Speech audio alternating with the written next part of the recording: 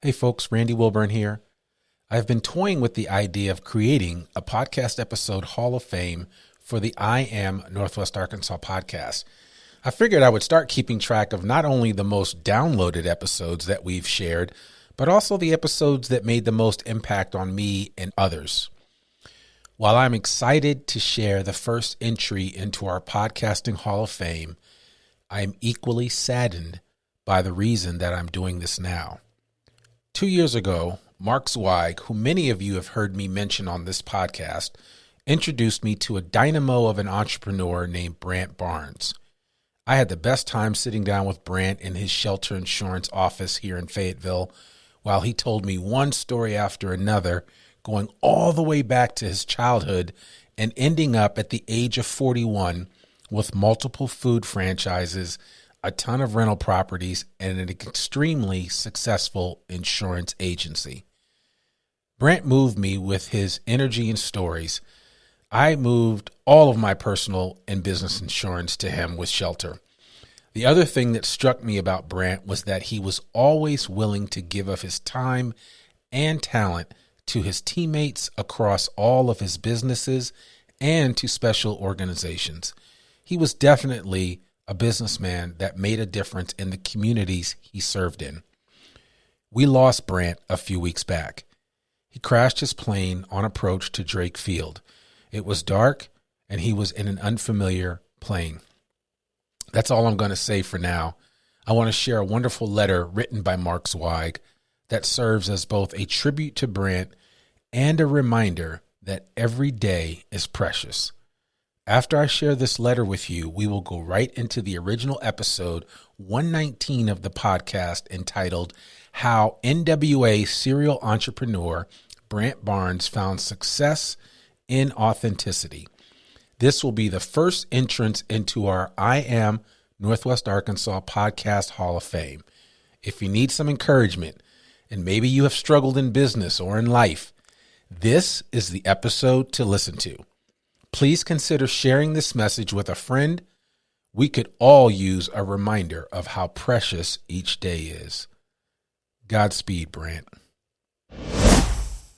Tomorrow May Never Come by Mark Zweig. None of us knows how much time we have, so don't put off making the changes you need to make in your life.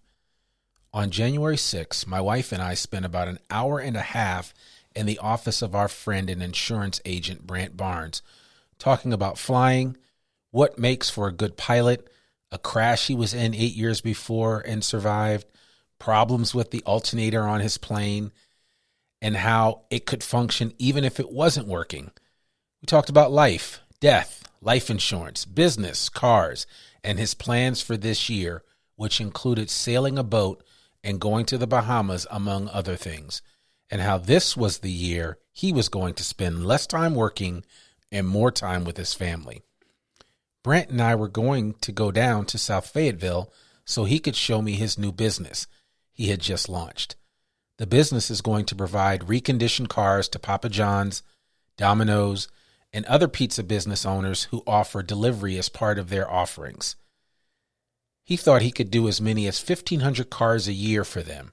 I thought if my wife didn't go along, I could maybe catch a ride back to town from him when we were done. But we had to change our plans. A new area representative from Papa John's was in town. Brant is co-owner of 8 Papa John's franchises, and Brant had to fly him back to Stuttgart, Arkansas, so we rescheduled for another day. Shortly after 6 p.m., another friend of mine, Bert Hanna, owner of Hanna's Candle Company and an avid flyer himself, he has his own landing strip at his house, sent out a group text message that read, "The plane crash tonight by my house wasn't me. Thank God." Our first thoughts were those of gratitude. But then my wife said, "Oh no, what about Brant?" Well, a few short minutes later, another person on the list chimed in and said, "It was Brant Barnes. I don't think he made it." We were both sick. It was Brant, and he was killed in the crash. The Bonanza plane he was flying was a new one to him.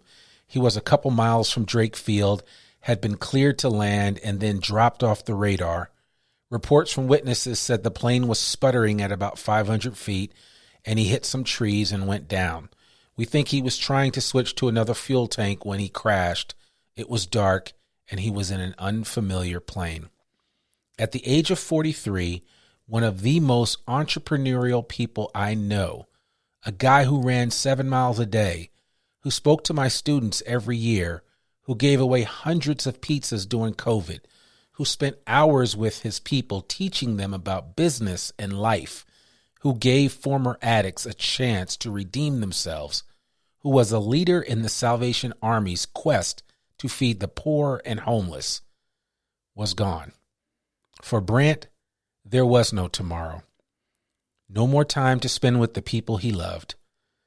The moral of the story? Don't put off making the changes you need to make in your life. Don't let the trivial stuff preoccupy your mind and upset you. Do help other people and do some good. Don't put off making things right with people you care about. You never know when your time is up. Sonia and I sure didn't think we would be going to Brant's funeral when we were sitting in his office, laughing that morning. Today is the day that could be your last. Get the most out of it.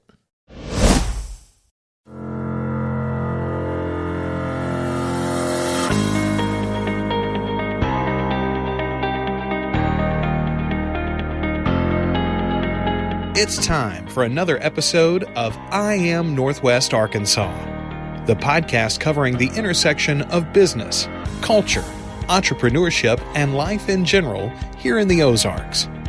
Whether you are considering a move to this area or trying to learn more about the place you call home, we've got something special for you.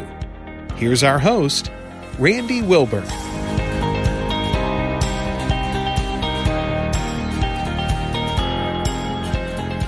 Hey folks, and welcome to another episode of I Am Northwest Arkansas. I'm your host, Randy Wilburn, and I'm excited to be with you for another episode of the podcast. I'm here today with Brant Barnes, and he is an entrepreneur's entrepreneur. I connected with him, as I always do, because through somebody else that I know, and that individual, just a quick shout out to Mark Zweig for introducing us. And I got a chance to sit down and chat with Brant prior to us doing this podcast to learn a little bit more about him. And, you know, Brant he's a Papa John's franchisee. He also owns a lot of real estate, and he is a insurance agent. He runs a shelter insurance that's right here in downtown Fayetteville. And so I'm sitting in his beautiful office right off of Spring Street and finally getting a chance to learn a little bit more about him. And I wanted to introduce him to the I Am Northwest Arkansas audience and tell his story to everyone here. And as we always do, our focus at I Am Northwest Arkansas is on the intersection of business, culture, entrepreneurship, and life here in the Ozarks. And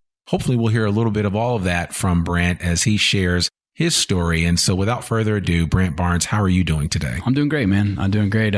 Pumped to be here and got to speak to Mark's class. That's where this kind of came from. Right. Mark asked me to speak to entrepreneurs at the college, and I work with a lot of the kids over there. And I got 3 classes in a row with Mark, and he heard the same stories over and over, but he reached out to you and just, he kind of knows I've been in the weeds of entrepreneurship and had my ups and downs and appreciates that. So, yeah, no, you've done a lot. I mean, in your short 41 years on this earth, and not that I put your age out there, but I mean, you're still a lot of life in the tank and a lot more to do. But I'd love for you just to share, and we talked about this earlier, for you to share your superhero origin story with our audience. And that's the one question that we always ask on this podcast, because I believe that everybody's hero's journey is important. But I would love for you just to kind of give us the Cliff Note version of, how you got here, right? I mean, It's not like you woke up one day and all of a sudden we're like, I'm just going to buy some Papa John's. I'm going to go buy some real estate. I'm going to, be an insurance agent. I'm going to be a pilot. I mean, all of these things kind of built on the other. And so I'd love for you just to kind of give our audience a glimpse into who Brant Barnes is. Well, I think it starts with exposure as a kid, just exposure. What do you see? What do you hear? What do you know? What does your dad do? What does your mom do? What does your aunt do? What do your friends' parents do? And I grew up in Mountain Home, Arkansas. I'm just an Arkansas kid. We're 30 miles from Missouri, but what I knew was Springfield, Missouri, Fayetteville, Arkansas, Memphis, Little Rock. That's what I knew. That's where we went. That's what we did. Dad was an avid Razorback fan. So as you are in Arkansas, we're kind of a one-state team. And so we were huge Razorback football fans. And my dad and I grew up flying. My dad was a pilot. He flew in sales for 8 years for a company out of Cotter, Arkansas. And he decided after traveling for a long time that he really wanted to settle down and be around. He was gone 2 weeks and home 2 weeks. And that was just not good I had 2 older sisters. So my dad in 1983, 84, interviewed with Shelter Insurance to be an agent in Mountain Home. And it was, he had a district sales manager that said, can you come by and interview this afternoon at 5:00? I'm at the Ramada Inn. And my dad said, I've got my son with me, but I can come. I got my son. He said, bring him. So I was 4 years old at the Ramada Inn in Mountain Home. My dad interviewed with Bob Lewis, and they hired him for a Shelter Insurance agency in 83. My dad started with Shelter then, still with them, planning to retire July 1st this year. Been there 38 years. I guess that's the math. I think it's 38. Hired a lady named Vicky that was my dad's secretary when she was 18, and she's still there, which is amazing. She picked me up from school, things like that. So my dad was a hybrid business owner. That's what I'd call it. You know, he owned his own agency in Mountain Home, Shelter Insurance, and I grew up watching him. He never lost the flying bug, so we flew a small plane everywhere we went. And what I just knew was Arkansas. I knew Arkansas. I mean, I knew Batesville, I knew Conway, I knew Greenbrier, I knew Mountain View. I mean, we all know somebody. And through Shelter, it's kind of tight-knit. We know the agents in Jonesboro. We know the agent in Batesville. The agent in Searcy's a good friend of mine. And so I kind of, through Shelter and then through traveling in sports, we played all these teams. So we began to play Rogers and Little Rock Catholic and go to Marion from time to time, whatever. Mostly Arkansas. We never really ventured into Missouri. But, so I grew up, one of my dad's best friends was an older gentleman that was best friends with Eddie Sutton.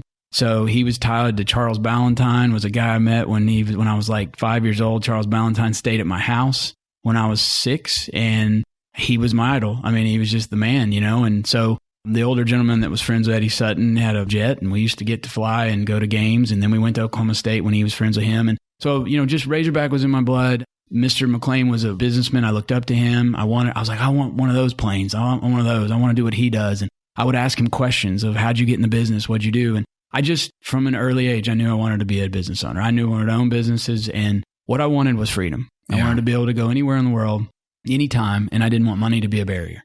And I wanted to live a life that's like, whatever I want to do it. And so I knew I wanted to be a pilot. I knew I wanted to own businesses. I didn't know what type. I didn't really know where. I just knew that. And so, I played all sports in high school. I was good at everything, great at nothing.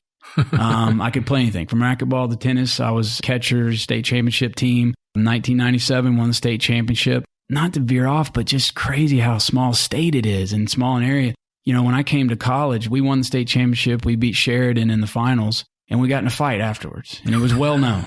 It was a big brawl. But some people got hurt and stuff. I come to college over here, and my fraternity brothers, 4 of them, were on that team. And we all ended up great friends. And you bygones be bygones. I flew Pine Bluff, Stuttgart, and Benton last Thursday, and a guy picked us up as a banker, and he's from Sheridan, and his brothers, it's just how this state ties together. But I knew I wanted to own businesses. I got out of high school in 97. We had come to Fayetteville for every game. My dad and I sat through every Razorback football game, and that's just what we did.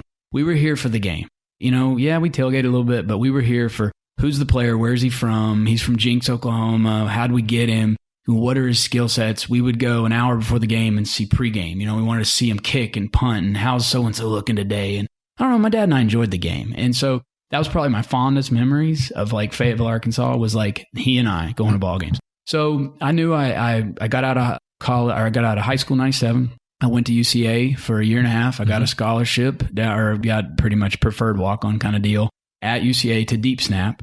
Okay. I weighed 225 pounds at that time. Yep. Played middle linebacker and deep snapper at UCA, mostly just was a deep snapper, and met people from all over Arkansas. There was guys from Rogers. I learned at UCA that, those guys are just as big as the guys at Fayetteville. Yeah. They're just not as fast. Right. So they're 2/10 slower in the 40. They bench press 50 pounds less, and they're about 2 inches shorter, but they're close. Right. And it was athletic. So we did that for a year and a half. And then I just said, man, I'm going to Fayetteville. I'm ready. And I skipped out that Christmas, I guess in 99, moved back up here and went to school here. What's interesting about this for me is that seeing Northwest Arkansas from afar is different. I was from Mountain Home. We flew into Drake Field, got a ride to the game, and went home. And I knew Herman's, I knew, this, that, but all I knew was that this little piece. Then when you come to college here, okay, now I got Dixon. Yeah. I can put that in my bag, Right. And so I'm here and I'm learning Dixon and I'm learning a little bit about it.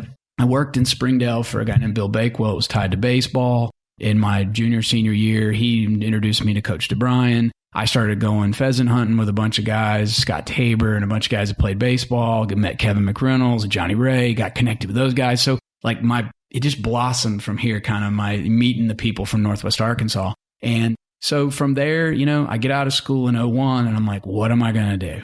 And I think that's the moment where I was just like, I just knew I wanted to own businesses. I knew I wanted to fly to work. And I knew that I wanted to be an entrepreneur. I wanted to chart my own path. I didn't want anybody in front of me saying you can and can't do this. Right. And so I really needed out of Fayetteville. I really needed out of Mountain Home at the time. And I was like, man, I'm going to look around and see. There was a friend of mine that wanted to do a startup in Memphis. And they said, if you'll go there, we'll get you started. So I moved to Memphis. I moved to East Memphis and didn't know a soul, didn't know anybody over there.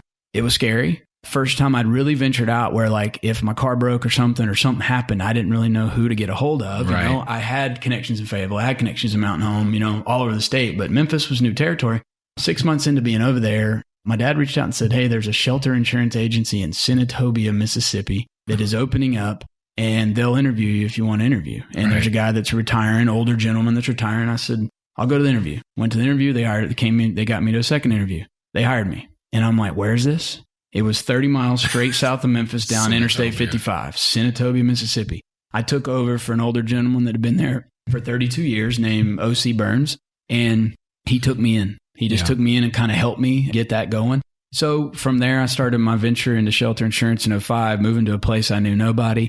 And, So just so for the audience sake, when you say they hired you to run that agency, right? Yeah. In that situation, Shelter owns the client base. Okay. So they pay off Mr. Burns. He leaves. They put me in charge of, a couple thousand policies. I got a kind of ready-made business and now it's up to me to do whatever I want with it from there. And They want me to grow it and add my own team. But, I'm an independent contractor and own my own business and I'm in Senatobia, Mississippi. So I start with a little client base and then here we go. And we get started. Yeah. And so that started that in 2002. And that was new territory for sure. Like I had no idea what I was doing.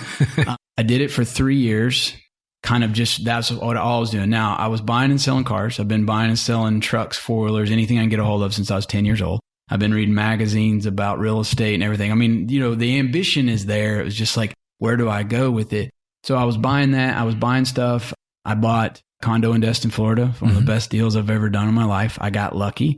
Bought that in 2004. It was the first thing I bought when I got the job. I bought a 3-bedroom, 2-bath condo in Sandpiper Cove right in the heart of Destin. Held it for 2 years and was able to really make some money. Just got lucky and got a huge offer and I sold it. I took that money in 2005 and my dad was in on it. I'd split it with him, but I bought 2 rental houses and a buddy of mine, a good friend of mine that was a banker said, we ought to start a Papa John's. And I'm like, yeah, we should.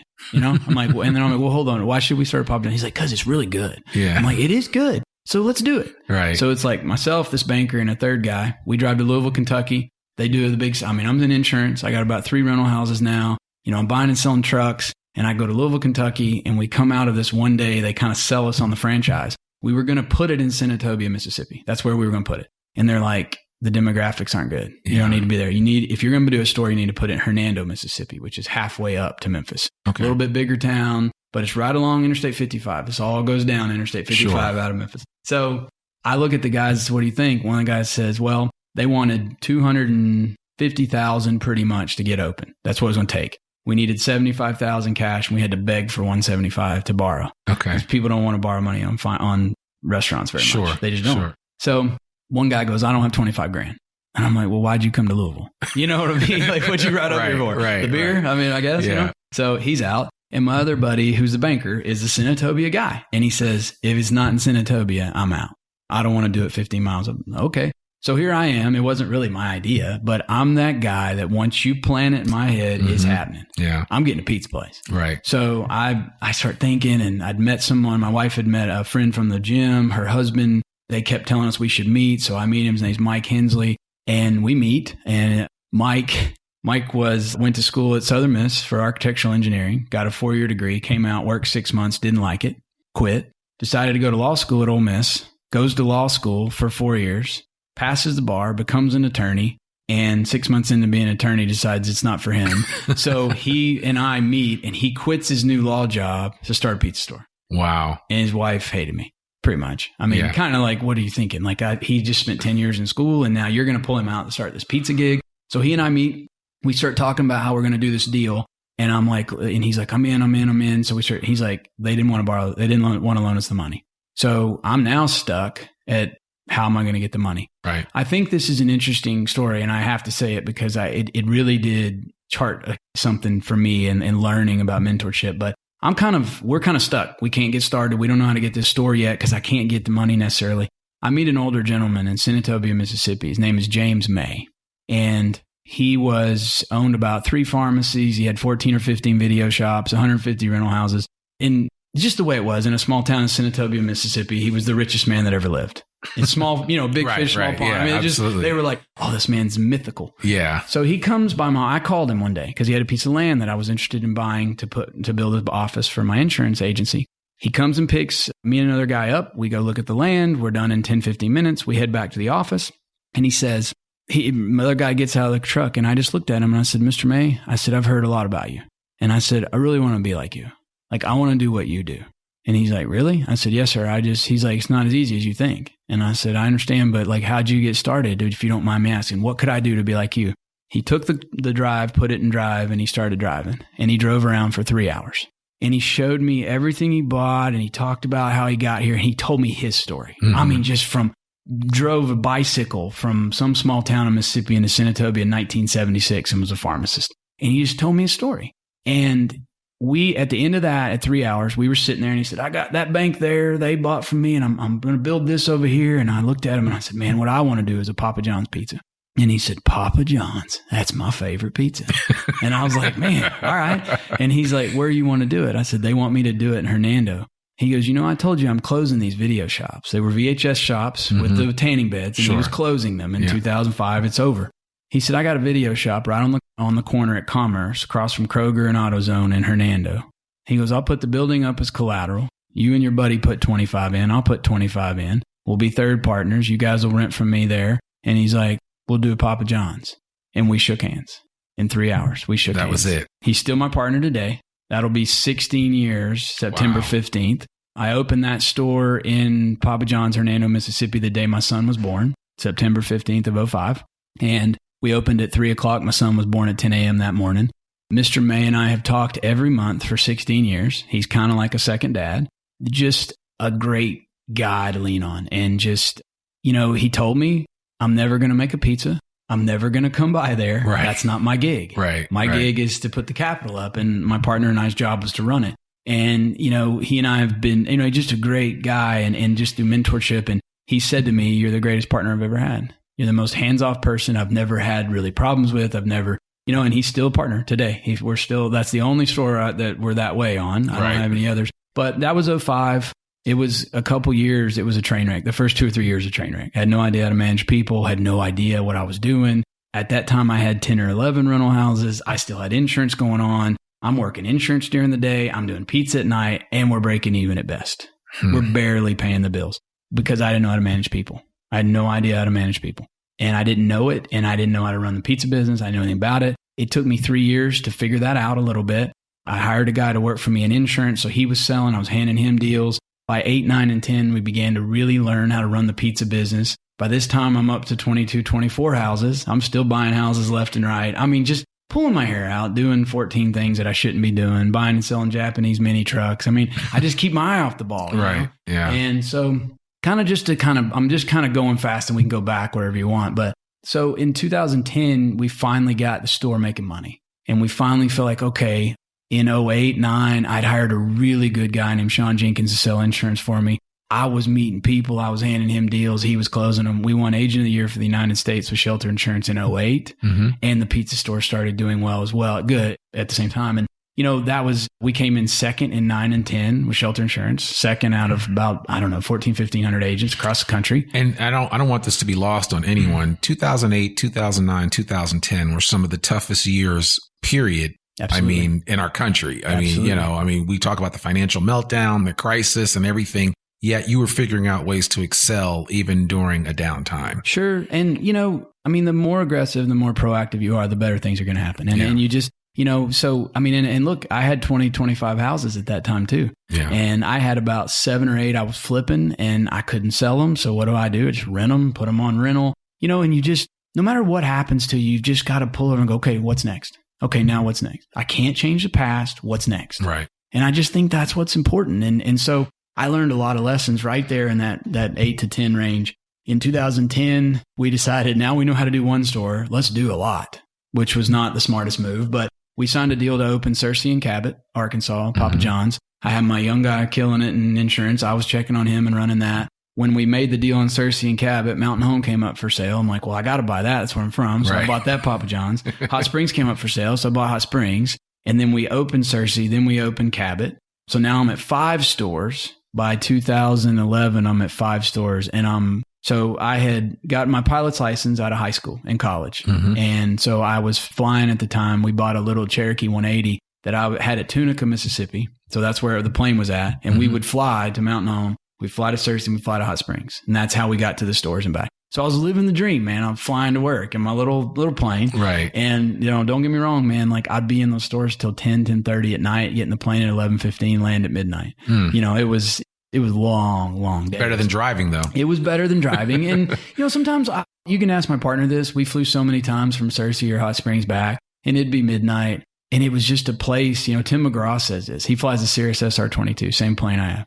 And he says, there's no more peaceful place than me in my airplane at 11,000 feet because nobody knows who I am and everybody leaves me alone. Right. And he's like, nobody can get me. Even the air traffic controllers. He's like, some of them know who I am. And sometimes you can tell they're like, okay, Mr. McGraw, they'll say it. But he said, for the most part, I'm up there away from everybody. And I think sometimes coming home at night in that airplane were these moments where I'm because the lights, you can see Mountain Home, you can see Little Rock, you can see Jackson, Mississippi from 8,000 feet. Right. At night. Yeah. I don't know, just a time for reflection. It was a time to just say, what the heck am I doing here? Yeah. Because it was stressful, So 2012, my agent that had worked for me got offered an agency from Shelter.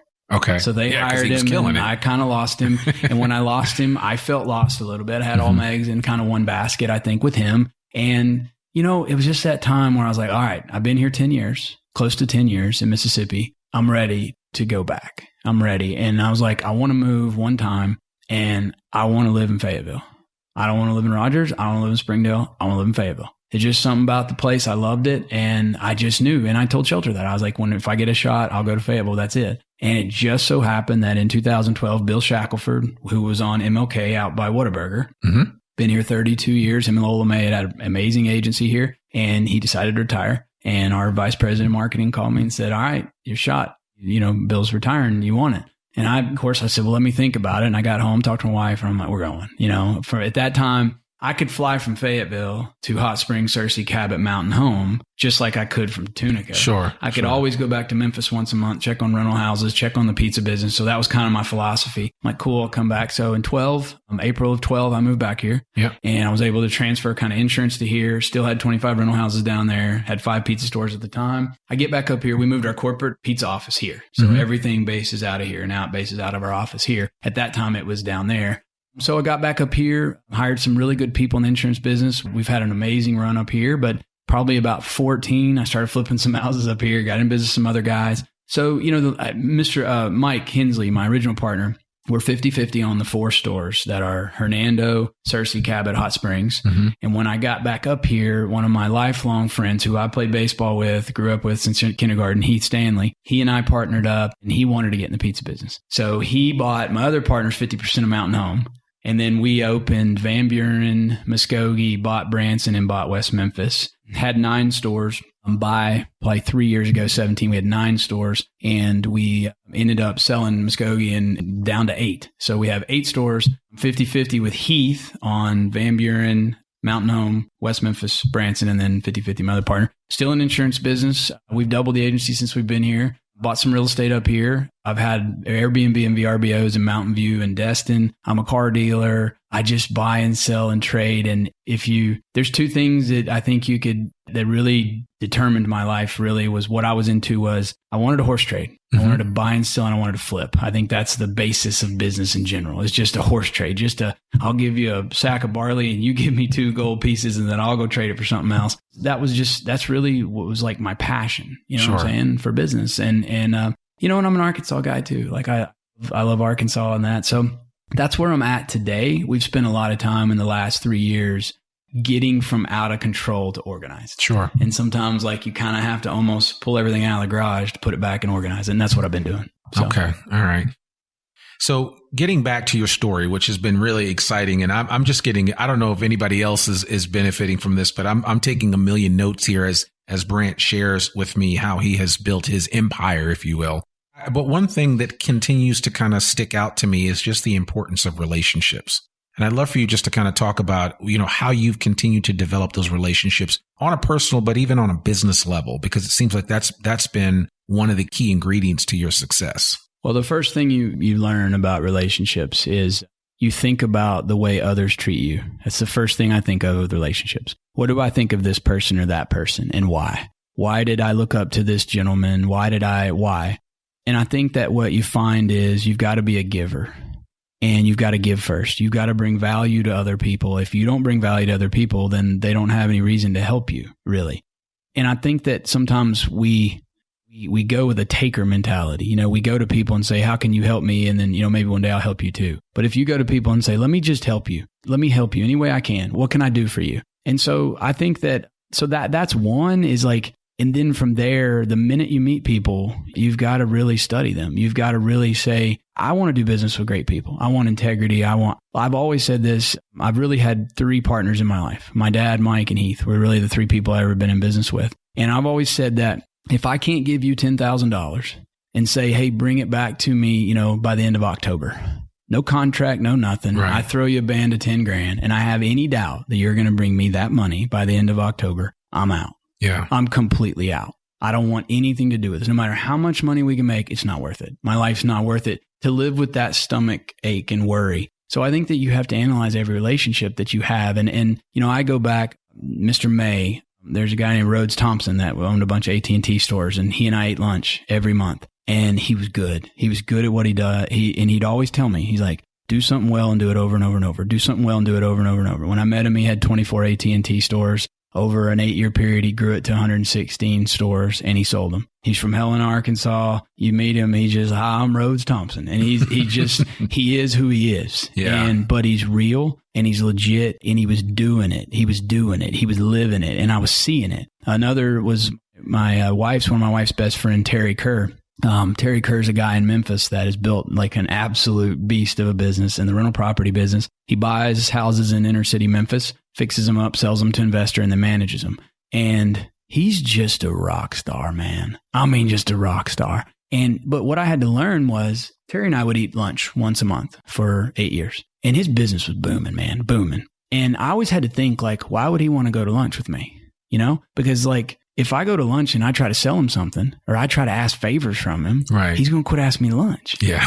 But if in those conversations I can add value, then he's going to want to keep going to lunch with me. And I remember one time he used to complain about this girl that worked, an older lady that worked for him that just didn't do a very good job. But it was like a friend's mom. And he's like, well, Donna, and oh gosh, Donna. And one day I looked at him, I said, man, if you don't do something about Donna, I don't want to eat with you anymore.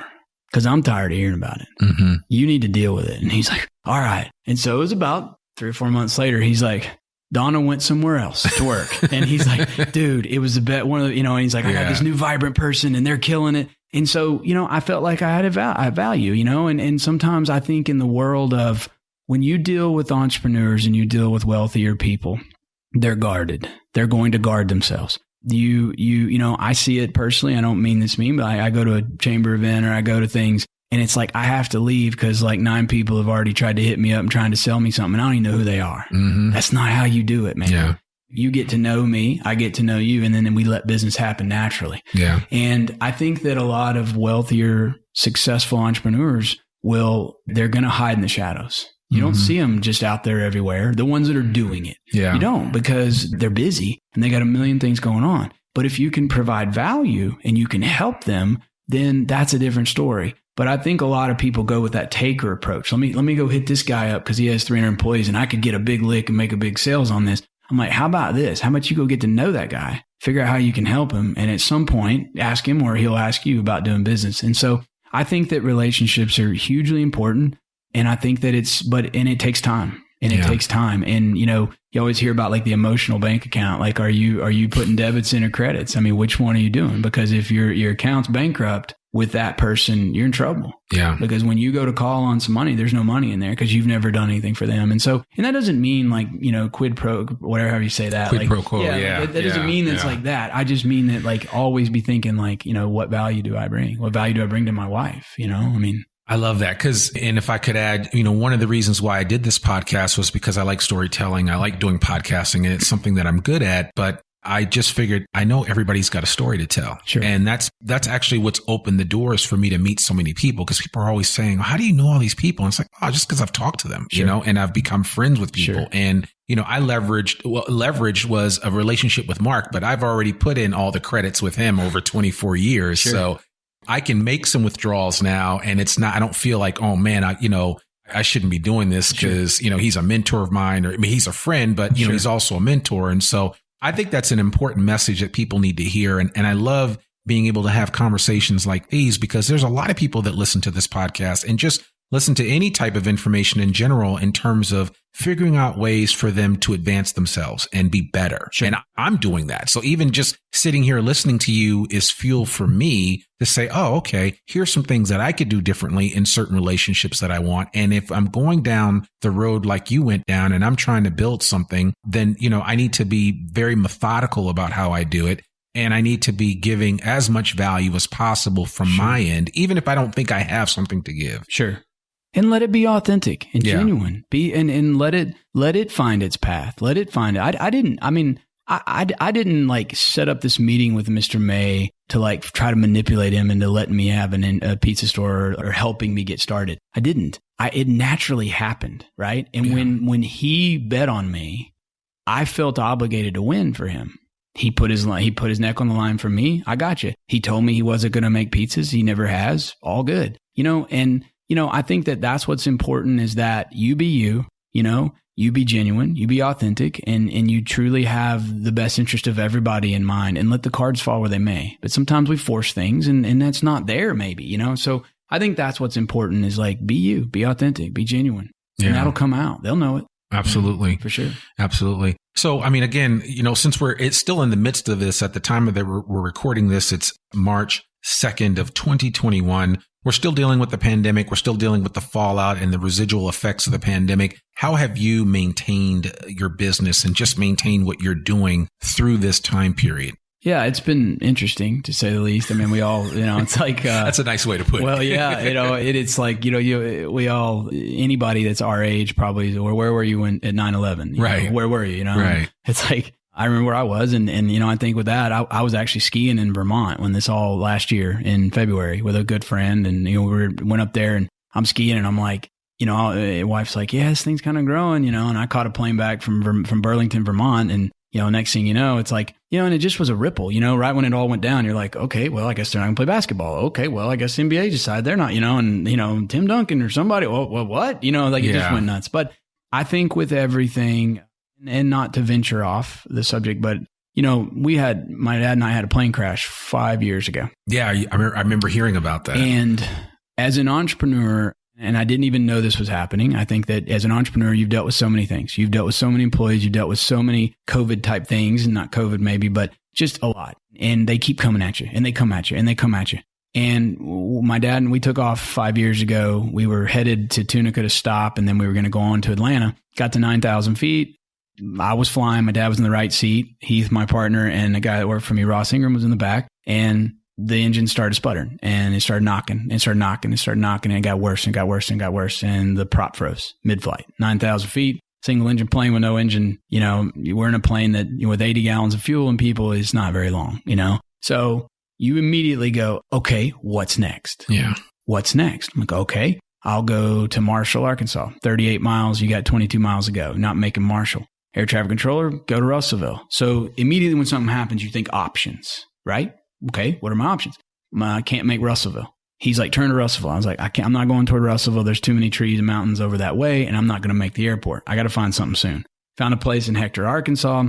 There was a little road that ran down the street, and I just looked at my dad and I said, I'm putting it down right there. And, you know, I've been trained for that. I was like, you know, I guess it was 19 or 20 when I got checked out in that airplane. And so we're going down in there, we get in and I was kind of in a good spot to get in this road, but there was a power line you couldn't see till you got there. Oh. Had to make a decision to pull up or go under it, split decision, make a decision. And I knew if I pulled up, I'd lose airspeed, maybe stall and kill us. I was like, we got to go through it. So I just dove the nose, went through the power line, yanked the power out to the whole community, hit the ground, right gear collapse, front gear collapse. And we just skid down this little county road, down in a ravine, hit a pole and stopped. And I just remember going, look at my dad. And I kind of nudged him. Like, you all right? He's like, yeah. I look in the back. They're all right. And I'm like, all right, we lived. I mean, I don't know. I don't think I'm hurt, you know, in shock, you know. So, you know, there's some fuel. We can smell it and we're hurrying. We're trying to get everything shut down and get out. My partner, Heath, he couldn't get the back door open. So he jumps through the front of the cockpit, hits my dad in the head with his elbow, slings open the door and just starts running down the road. You know, he just like, I'm going. We get out of the plane and we're out of the plane for about 5 minutes. And literally my mind went, all right, we're going to need a van or we're going to need something to rent. We got to be in Tunica, so-and-so, Atlanta. We're still fine. We're going to make it. I couldn't even kind of comprehend yet that we crashed. Right. My mind was already on to the next thing. Yeah. And I think that's entrepreneurship. And I think when COVID started, it was like, okay, all right, we're in the delivery business. Sure. Okay. We don't cook food for the most part. Our food comes off of our make line, goes through the oven. Anything that would be on a pizza would be burn off through 480 degrees, whatever. You know, we don't touch the product after it's done. It's in a box that's sealed and we're delivery. We might do all right here. You know, we might be just fine. So we immediately talk to our employees, make sure that they understand where we're at. We start talking masks. I mean, you have to do all those things and you put steps and measures in place. You listen to corporate. All of a sudden, corporate's having a podcast or a little meeting about every week. Here's what we're thinking. And so you shift to that. You know, we go no contact delivery. So we have gone to that where customers can pick that they don't want, you know, no contact. We know delivery is going to spike a little bit, so we're going to have to add drivers. That was an understatement. I mean, spike. Yeah. I mean, we knew that, and we knew that it's a delicate subject with employees. You know, depending on seasons and stuff, we employ 160 to 180 people. Out of those 180, let's say, I would say 100 to 120 of them are under 21 years old. So you're dealing with youth, you're dealing with lack of knowledge. There's a lot of media that's saying one thing, saying another. You've got to have one uniform message, and the leader always has to say, we're going to be all right. Right. We're fine. Yeah. You know, we don't have an engine, but we're going to land over here. Yeah. And we're going to be all right. And we're going to get out of here and learn from it, you know. And I think that, you know, what they can't hear is fear. What they can't hear is you're scared. What they can't hear is unknown. You know, oh, we got it. We got it. Even if you do or don't. I mean, you kind of got to have that. We're going to be just fine. So, you know, we've made a lot of shifts in people. It's been a tough year. I mean, it has. You know, we one thing with our business is, you know, I'm a bootstrap entrepreneur. I mean, I didn't know what I was doing. I'm just trying to figure it out. Probably a mistake I made that I wish I could have done a little different is you know, Papa John's grew in the 90s, in the early 2000s, and we kind of came into the multi-unit game in 2010 and after. Well, they had already kind of picked out Little Rock, Jonesboro. We couldn't get clusters of store. What you want is 8 stores, right? 10 stores in Memphis, where you can borrow employees and move food around. Well, we're in Mountain Home. You're all over. I mean, we're all over the place. Yeah, and I mean, we're a 2-hour drive to get store to store. Well, the bad about that is if you have a store that has someone get COVID, everyone's around them. Well, you just lost your whole staff in Hot Springs or in Mountain Home. Right. Well, it's not like you can borrow them from another store, right? Well, so that was a negative. So we had a couple stores shut for 2 or 3 days, you know, clean things up, figure out who was exposed, who wasn't, get back open. We've dealt with that for a year, and that's been tough. And I think the other piece is, but the positive, and this is kind of something I think too that entrepreneurs have to be able to do is see both sides. Mm-hmm. You have to be like, okay, but wait a minute. By being spread out, guess what doesn't happen? If you have 8 stores in Memphis and you start sharing employees and you start borrowing them, then this store gets it and this store gets it and this spreads. Now like you got wildfire. 5 stores or 6 stores with it, where when we had one, we're at home for a couple of days, but it's only one of the 8 stores. So that was kind of like a good thing.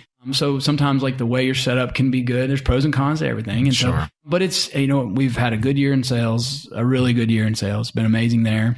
I think Papa John's, it was a tailwind for Papa John's. We have a new CEO, and John's kind of gone after a couple of years. We've dealt with some of that. I mean, you know, sometimes in the franchise world, you deal with things that you didn't do. You know, we are kind of at mercy of what they say and what they do. I'm a lot happier to have Shaq than John. Let's put it that way. at this point, and I am. And so we got a great CEO now, and actually he was at Procter & Gamble for 2.5 years in Bentonville. Okay. So he's not from here, but he knows the area. Exactly. And so he and I've gotten to talk to him for about an hour here about a couple months ago, and that was awesome. And I think his direction, along with some COVID tailwinds of sales, I think we're in a really, really good spot, man. And, it's going to be interesting to see what kind of goes down. I mean, we're still guessing as we go. We were just talking about Branson this morning. We own the store up there. And it's like, what's Branson going to do? Spring break. Like, you don't know because it's like, is there a real spring break or is there not? I don't know, so anyway, hopefully that answered. No, it does. It really does. I appreciate you sharing that. I was writing down because just so this idea of always have a plan, right? And I always think back to Glenn Ross. It's one of my favorite movies when Alec Baldwin's talking about always be closing. Coffee's for closing. It is. And you got to have that mindset in that closing, it's like you've got to be ready and able and willing to do it whenever the opportunity presents itself. Absolutely. And I think, I thought about this earlier when we were just talking, and I think it's worth saying is, we're talking business a little bit here, right? I mean, there's culture and there's other, I get relationships, but when you're talking business, I think, what value do you provide? And I think anyone listening to this call right now, if you work for Walmart or you work for JB Hunt or you work with Shelter or you own your own business, what do you provide? Are you valuable to your organization? Yeah. Because if you're not, I'd worry about your job. Right. Look, we got to have results. One of the most cutthroat things I've ever seen is an NFL quarterback. They get one shot. They come out of college. There's always a new guy. I mean, think of all the people we've seen, been the Heisman and all this stuff. And it's like they get one and maybe a second shot. Yeah. And what they say is go 24 of 32, 3 touchdowns and 1 interception, and we'll give you $10 million. Yeah. Don't do that and we're going to cut you. Yeah. Welcome to the world. Exactly. Welcome to business. It's the way it is, man. I mean, and I think the quicker you understand that sometimes that is the value you provide to a relationship you have with Walmart or JB Hunt or Papa John's as a franchisee, right. and it's not all about that, but it is about that. I mean, we're Razorback fans. I mean, it's been a lot more fun the last couple weeks. Absolutely. Than it was 4 years ago. Right. I mean, it just is. And, in the SEC, it's like, you better win 8.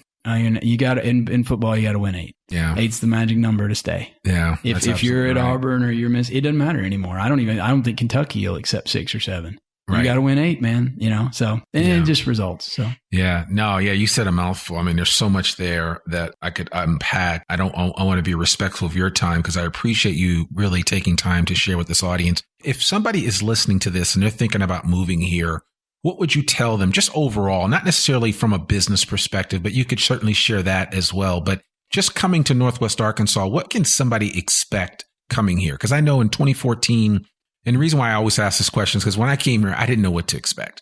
As an African-American, I wasn't sure. I mean, Arkansas is a different state. My friends said, "Why, you're crazy for moving to Arkansas." And I had no idea. If I knew then what I know now, it would have been the easiest transition of life. But so what would you tell somebody coming here for the first time to Northwest Arkansas specifically? I think that I would say it's the best of all worlds. I say that like you get a little bit of everything. Yeah. We're not a beach town. Right. We're not a mountain town. Yeah. We're not necessarily a lake town down here, but we have lakes, or we have a lake. And I would have said 20 years ago that, we could be behind times, not as progressive, just a little town in Arkansas. Walmart has taken that away. I mean, we're progressive now. I mean, you're up there with the words of Amazon. You get everything. I mean, you get cold, you get warm. We got cold the other day. Everybody knows that. And then it got warm again. Yeah, and it's right back. And the cost of living is awesome. It's easy to get around. Mm-hmm.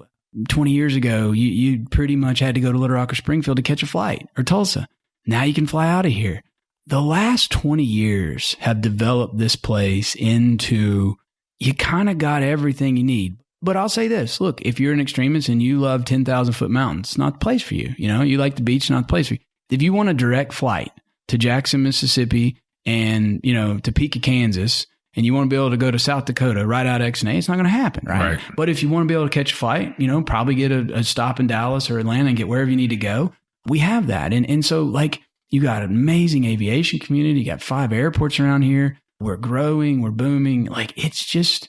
I don't know. It's a really good central spot in the U.S. to get, affordable place to live. It's safe. I mean, that's one thing I can say. I have 4 acres and built a house, and like, I'm a guy, I love safety. I love just to feel like I'm safe. I feel like my community's safe. The people around me are that way. I think that's here. I just really think that's here. And, you know, I love an SEC town. I was 40 minutes from Oxford. Okay. Yeah. I mean, I've kind of sometimes feel sorry for the people that live here that are like Kentucky fans. Right. It's going to be a long road for you, man. I'm sorry. It just is. Yeah. Because everyone here is going to have a Razorback belt on. Exactly. Well, I had gone, think about this though. I went to Senatobia, Mississippi, 40 minutes from Oxford. Right. Everybody has Ole Miss belt on. Everybody. There ain't nobody not hotty toddy down there. Right. And guess who they had just gotten when I got down there? Houston Nutt. Oh, that's right. So they took our coach. We kind of, you know, whatever, everybody can have their opinion. And they're like, we got you, coach, you know. And then, I mean, and I was the Kentucky fan in Fayetteville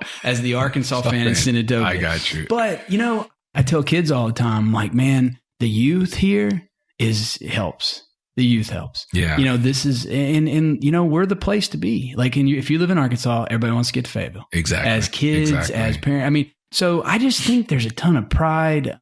I just love it. I mean, I think it's not, you know, again, it's not a big city, but it's not small. Yeah. And that's what I love probably the most about this place is like, there's just enough density to have a Dixon Street, but it's not the crime and the things you might see in a Detroit or Memphis or something like, you know, all that kind of blended together for me is I love to drive in every day. I live out by the Blessings and I just love that curvy road. Exactly. Just, you know, I mean, I almost love that I have 15 minutes to think on my way in. So I don't know.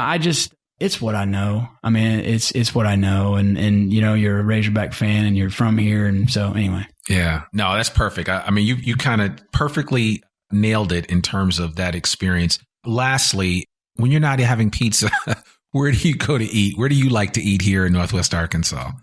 I always like to ask a food question. So, you know, definitely. and I'm sure you're kind of a foodie and you like good food. So I do like good food.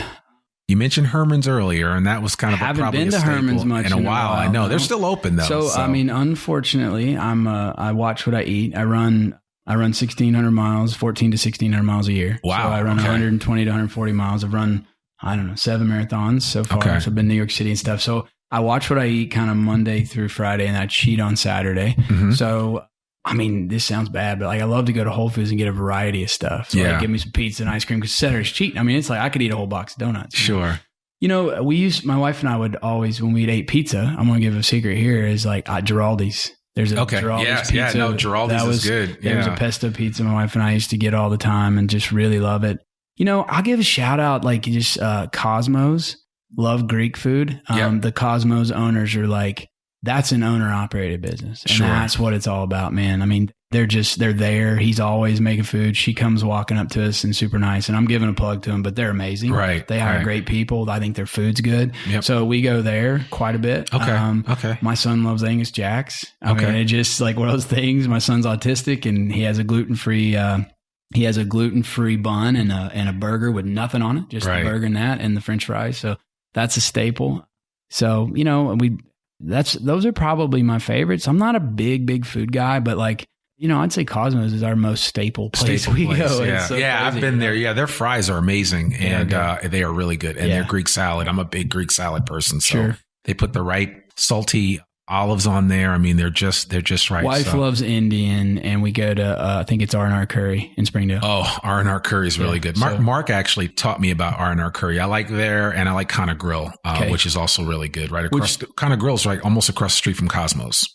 Okay. On North College. I got to check it out. Yeah, we've had it. Kana Grill's good. So I love R&R's. It's good stuff. So. Listen, we've got great culture. We've got great food. Yeah. And you would think, you know, we're in Northwest Arkansas. It's like, oh, are you sure? But I'm like, yeah, I tell people all the time, the food's good. You come here to visit. I'm taking you out. You're going to see you're going to, you know, have a great time. I mean, every time my mom comes here, I take her to Crystal Bridges because I want her to see that, listen. Yeah. And every time she comes, she sees something new. And I'm like, that's what it is. I think something that can happen to you if you're not careful is you take things for granted. Yeah. And you really do. Once you live somewhere a while, and, you know, we have a place in Destin, and I always said I wouldn't move there because I couldn't afford to I love the ocean. I love it. The breeze, the smell, the water. We had a boat there for a while. We used to go to this little spot. You'd go out the Crab Island and you go out Fort Walton Bridge.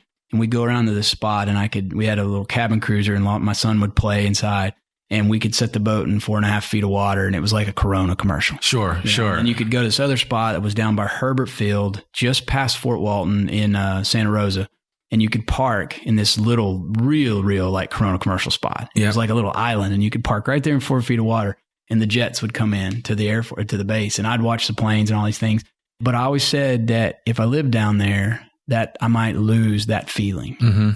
And I didn't want to lose that feeling. So I was like, I'll live up here and we'll, we can fly in 3 hours in plane to get there. And you can appreciate it when you're there. Love it. Yeah. But if I got down there, I think I might take it for granted. And I think we do that here is my point. And I think Crystal Bridges is like an amazing place that like we just kind of, people travel from all over to come see Crystal Bridges and we don't even go, Exactly. Like, what the heck? I know, it's crazy. I'm like, you haven't been there. I talk to people that have lived here and they're like, what? Yeah, we don't go. And I'm like, well, we even talk about cost of living. I mean, people, I built a house out where we are and we have a pool and nice. And people come out there and, from New York, my buddy from Brooklyn, and he's like, oh my gosh, like, and I'm like, it's not as bad as you think, and so we kind of take that for granted, but it is. And I think the one thing, that we didn't have, and I mean this 15, 20 years ago, is it wasn't as progressive as now. I think we're more of an appeal. We're diverse. For people, to move here from California or anywhere else. And that might not have been the case 15 or 20 years ago. Yeah. And I have to say this one other thing that's, I go back and just, the stories and just remembering, but I met Sam Walton one time and I was young and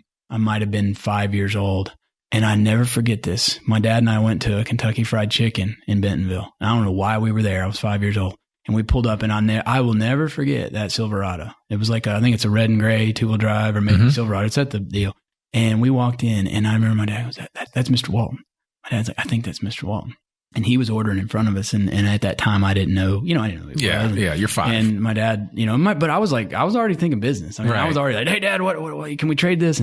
And Dad's like, Mr. Walton, this is my son, Brant. He's like, how you doing, young man? And he shook my hand. And I'm never, and I have something crazy like around here that you just never know, and to think that we have that much of a titan of business that was just an old farm boy from right here, man. It's so awesome. And, it is. And he was in aviation and he was, kind of, just his story of just rambling and going. That's all I've ever done. It's just ramble and go. Yeah. I bought a car that sported 5 minutes on simulcast just because I want to keep that edgy, just sporadic thing going. And I don't know. He had a lot of great stories about that. So, I'll tell this story and then we'll close it out. I think that when I had read his biography a long time ago, and then I got back and I read it again and I appreciated it even more once I started living here.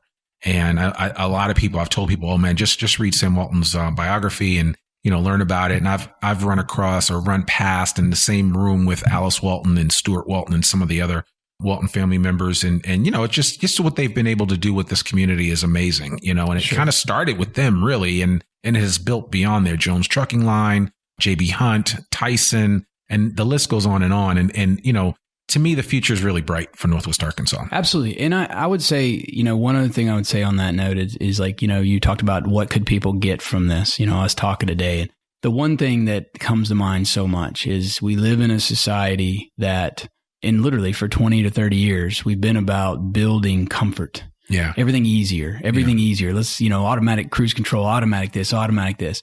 And where we learn is on the edge of comfort.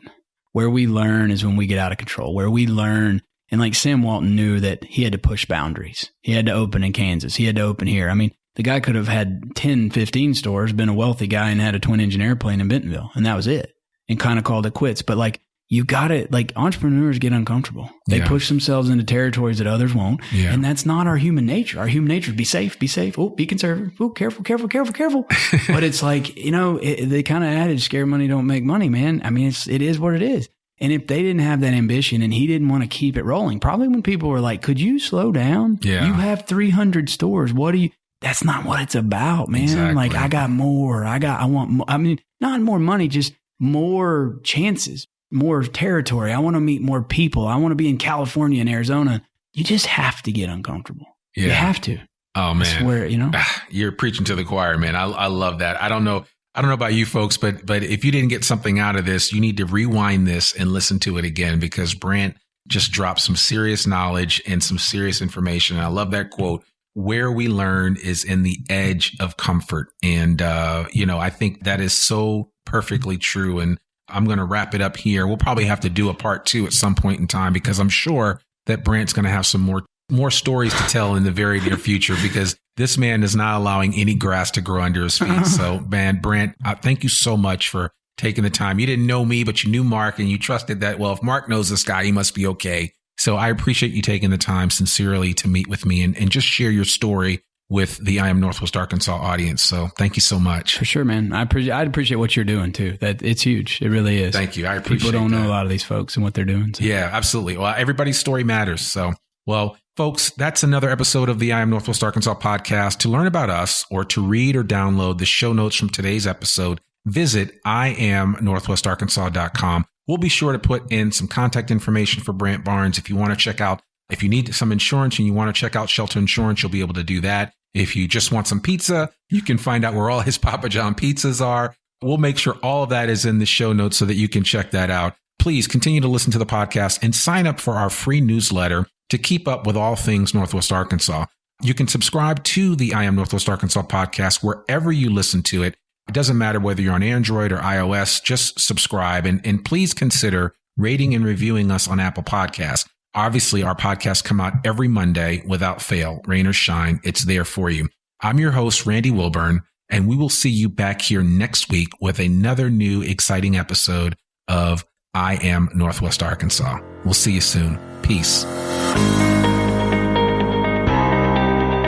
We hope you enjoyed this episode of I Am Northwest Arkansas. Check us out each and every week, available anywhere that great podcasts can be found. For show notes or more information on becoming a guest, visit IAMNorthwestArkansas.com. We'll see you next week on I Am Northwest Arkansas.